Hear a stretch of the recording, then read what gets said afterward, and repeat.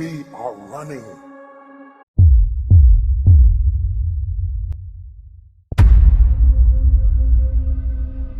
It's one of my favorite questions of the university students. Just think, kids, as I'm looking up at them, if you weren't afraid of anything. Nothing. Getting a bad grade, your parents not liking who you go out with, you want to drop out of school but you're afraid to because your dad will beat you. Just think if you weren't afraid of anything on the planet. Nothing. Where would you be? And I ask you the same thing. Steve Jobs was afraid of nothing. Warren Buffett is afraid of nothing. Bill Gates is afraid of nothing. Henry Ford was afraid of nothing. I'm afraid of nothing.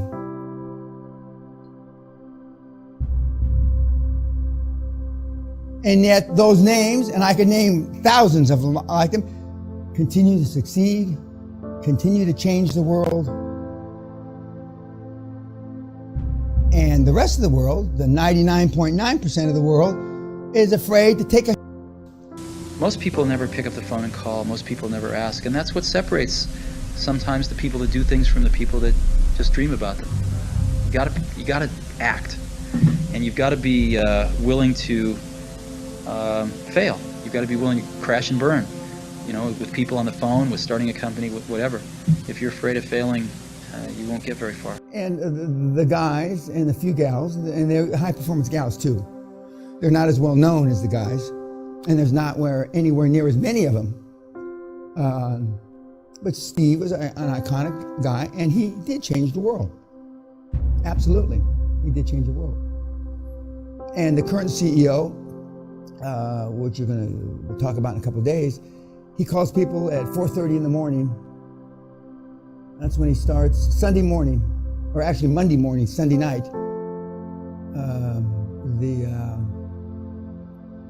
And all these guys are the same. Success leaves clues. If they're all not like you, what in the is that telling you? If you're not even a drop of sweat dripping down the left testicle of Steve Jobs, what in the is that telling you? How is your program working out? Well, we all know it hasn't. But the key is, can you now do what you know it takes to be one of those kind of persons? That's the real question. And I can see it in your eyes. You're already questioning. Well, I don't know if I can do that.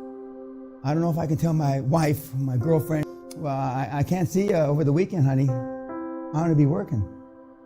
I won't be here for Christmas, honey. I know the answer. You don't even have to tell me. Most of you, I can see it in your eyes. I see fear in your eyes. I can smell death in this room. There's no risk. Now that's why you need to do it young. Now, that's why we started Apple. We said, you know, we have absolutely nothing to lose. I was 20 years old at the time. Woz was 24 or 5. So we have nothing to lose. I mean, we have no families, no children, no houses. Woz had an old car. You know, I had a Volkswagen van. I mean, all we were going to lose is our cars and the shirts off our back. We had nothing to lose, and we had everything to gain. And we figured, even if we crash and burn and lose everything, the experience will have been worth 10 times the cost. So what did we have to lose? There was no risk. And that's, you know, I think that's a very healthy way to look at it. Some people say, well, you could have gone to college and been a lawyer. Well, you're right, but you can go to college and be a lawyer when you're 25. And there's nothing that stops you from doing that. The only thing you really have in your life is time. And if you invest that time in yourself to have great experiences that are going to enrich you, then you can't possibly lose. So I always advise people, don't wait. Do something when you're young, when you have nothing to lose, and keep that in mind.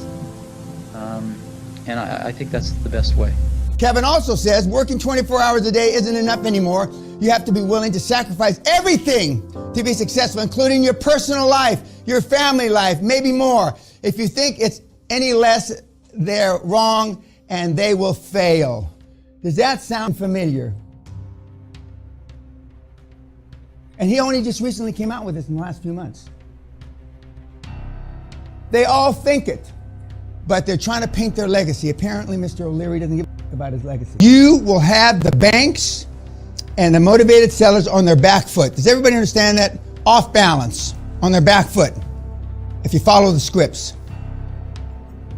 But a lot of you aren't going to follow the scripts and the templates and the processes and the procedures and the systems. Why?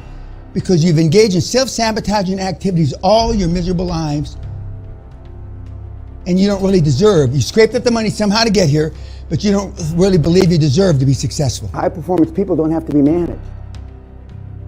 We were talking about CFOs yesterday. You get a qualified, good CFO, you don't have to tell them what to do or her to do. They know what to do. You get, a CEO or a chief operating officer or a chief marketing officer, or they know what to do. You don't have to manage them. And I said a couple of days ago, I've never been told, well, did you do this, Dan? Did you remember this? Because I've always overperformed. And sometimes I've stuck my tentacles in the other guy's portfolio and I got in trouble, and that's why I got fired a couple of times. Because I was not only managing what I was supposed to manage, well, I can help you and you and you too, because, and they considered that infringement on their territory. Remember, I may be wrong, but I'm never in doubt. And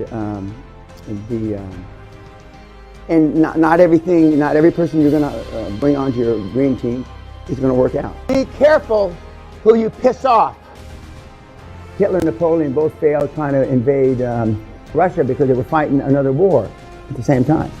And that's why I tell you, focus on the few. You cannot fight two wars. If your birthday is August the 4th, that's our first meeting. 8 o'clock at night, August the 4th. Valentine's Day, first meeting. Christmas Eve, first meeting. Rosh Hashanah. Ramadan. And we'll see how many of you show up.